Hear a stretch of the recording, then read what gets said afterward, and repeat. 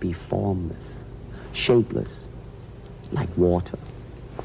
Now you put water into a cup, it becomes the cup. You put water into a bottle, it becomes the bottle. You put it in a teapot, it becomes the teapot.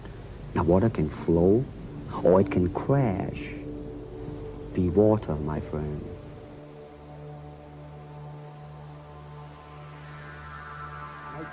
It might sound too philosophical, but it's unacting, acting, or acting, unacting. If you... You've lost me. I have. So what I'm saying, actually, you see, I mean, it's a combination of both. I mean, here it is the natural instinct, and here is control. You are to combine the two in harmony. Not, if you have one to the extreme, you will be very unscientific. If you have another to the extreme, you become all of a sudden a mechanical man, no longer a human being. So it is a successful combination of both. So therefore, it is not only, therefore it's not pure naturalness or unnaturalness. The ideal is unnatural naturalness or natural unnaturalness. Yin yang, eh? Right, man, that's it. But if you do not have styles, if you just say, well, here I am, you know, as a human being, how can I express myself? Totally and completely. Now, that way, you won't create a style, because style is a crystallization, you know. I mean, that way, it's a process of continuing growth. Man, listen, you see, really, to me, ultimately, martial art means honestly expressing yourself. Now, it is very difficult to do.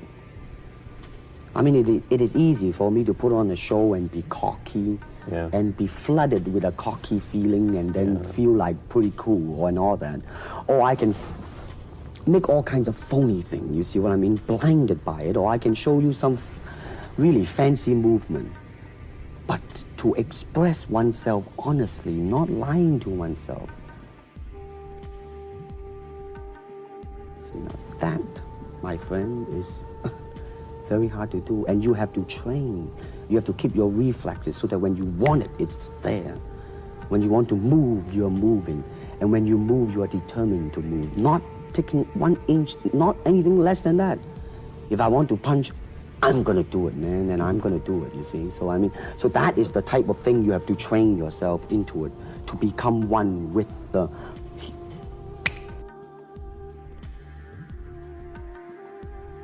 This is very empty your mind. Be formless, shapeless, like water. Now you put water into a cup, it becomes the cup. You put water into a bottle, it becomes the bottle. You put it in a teapot, it becomes the teapot. Now water can flow, or it can crash. Be water, my friend.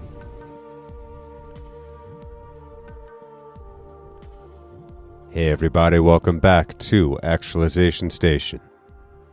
The audio clip you just heard was from the only surviving TV interview with Bruce Lee, recorded in 1971 with the Canadian journalist Pierre Berton. In this episode, we'll look at how Jiddu Krishnamurti, who we've previously discussed, inspired Lee. As perhaps the most well-known martial artist the world has ever known, Bruce Lee is credited not only with being instrumental in the popularization of martial arts in the West, but with being one of the main influences for the formation of mixed martial arts as it exists today. Rather than specializing in one particular style, Lee acquired an expansive skill set, adopting other fighting techniques to create his own unique approach to martial arts, training in everything from judo to boxing, wrestling, and even fencing. Lee embraced a way of no way philosophy, or as he put it, using no way as way, using no limitation as limitation. He called his style of fighting Jeet Kune Do, and is credited for having not only predicted modern mixed martial arts, but for being instrumental in bringing it about. For his contribution to the popularization of martial arts in general, Lee is known and respected by millions. But what isn't so well known about him is how he came about formulating his way of no-way philosophy in the first place. From interviews with those closest to him, we learn that the world teacher, Jiddu Krishnamurti, was perhaps his greatest influence. After an extreme back injury during training, Lee was told by his doctors that he would have to remain bedridden for 6 months if he was to have any chance of ever walking again.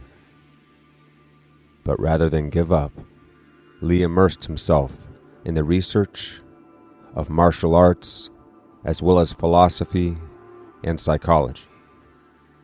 Along the way, he read the works of Alan Watts, Lao Tzu, Carl Rogers, and the Buddha. It was during this time that he became enamored with the writings of Krishnamurti. Krishnamurti's teachings. You have to be a light to yourself, and truth is a pathless land, struck him with particular force. The idea of self-reliance and finding the truth within rather than without was of great interest to Lee. The crisis, and there are always crises in the world, especially now, it seems to me, is a crisis in consciousness.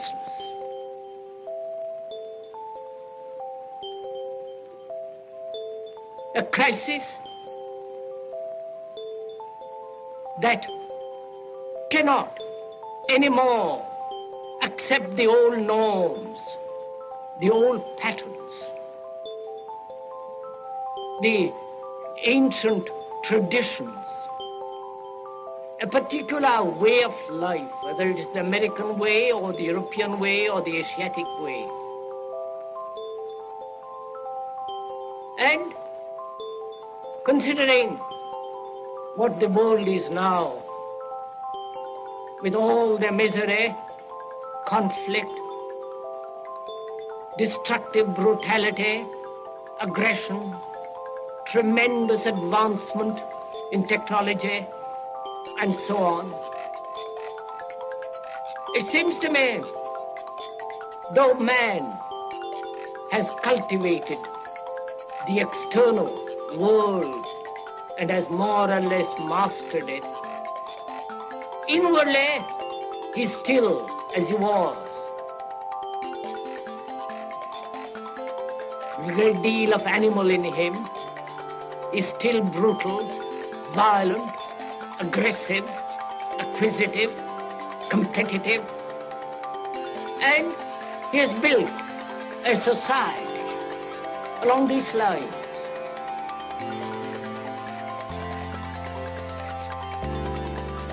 Is it possible to totally bring about a mutation in what is?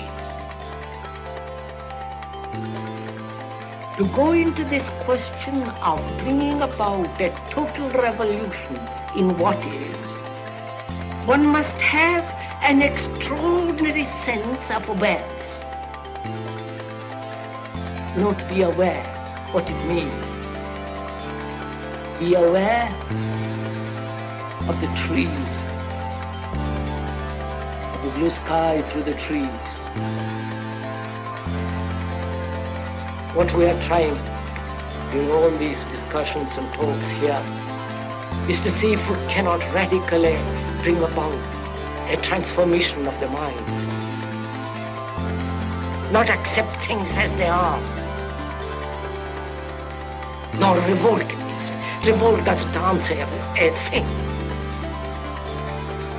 But to understand it, to go into it, to examine it, give your heart and your mind with everything that you have to find out, a way of living differently.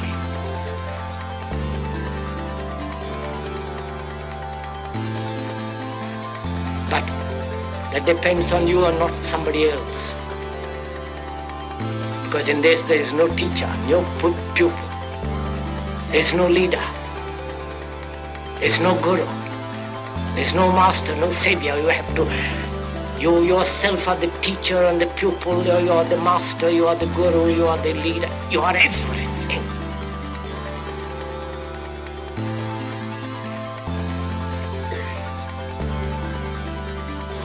And to understand is to transform what is. Lee ultimately filled 7 journals with writings relating to these insights, allowing him to realize the basis of his way of no-way philosophy.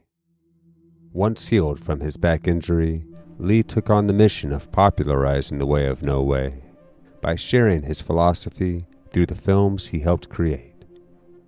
To Lee, the true mission of martial arts was to help individuals most freely and honestly express themselves, to empower his fellow human beings to respond to each moment, inspired by, but not tied to any one tradition, pattern, or belief system.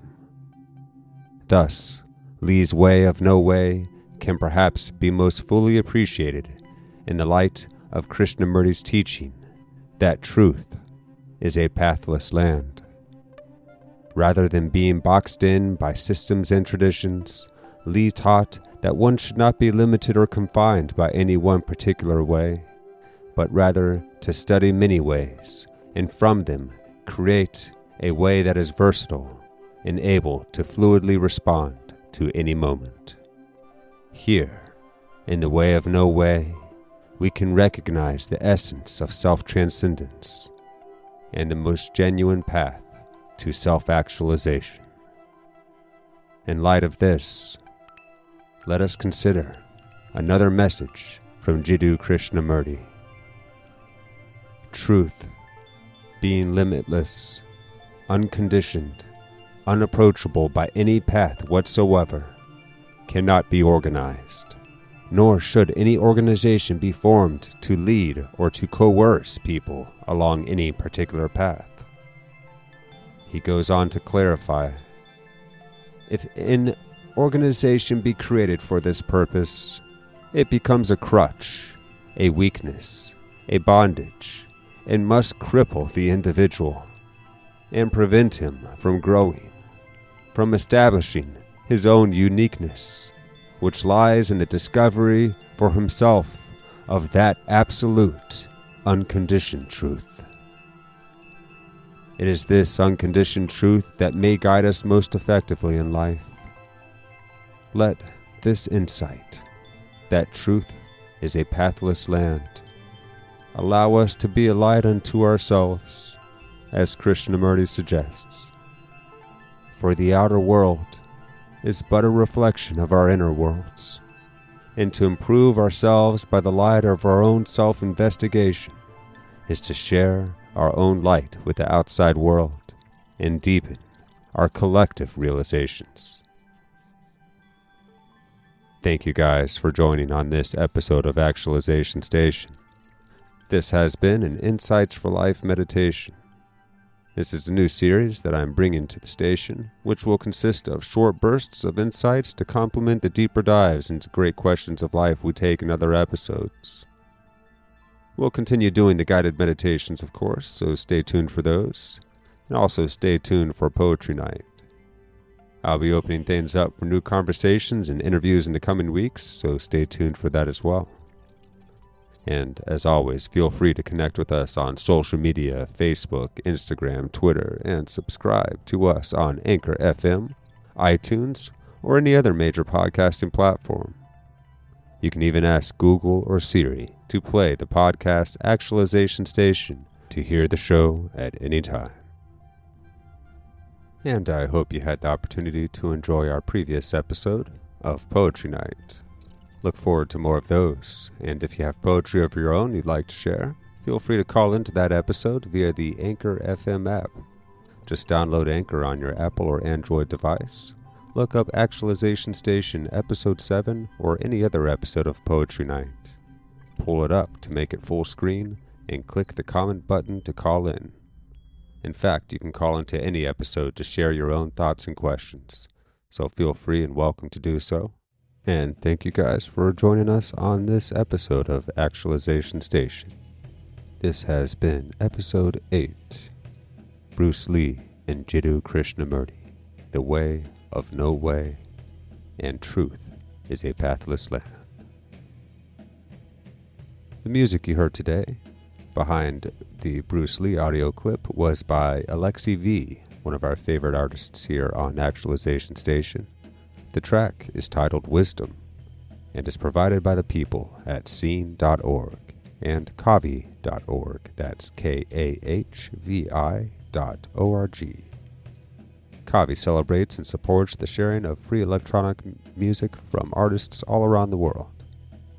The next clip you heard is titled J. Krishnamurti, The Radical Revolution, which is hosted by the YouTube channel aptly titled The Radical Revolution. And the last track you heard today is titled Journey by the artist Abjective. This track is also provided by the people at scene.org and kavi.org. And look forward to our next episode, which should be quite controversial.